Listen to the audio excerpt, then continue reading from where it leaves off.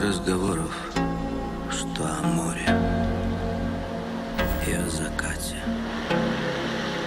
Там говорят о том, как чертовски здорово наблюдать за огромным огненным шаром, как он тает в волнах, и еле видимый свет, словно от свечи, горит где-то в глубине.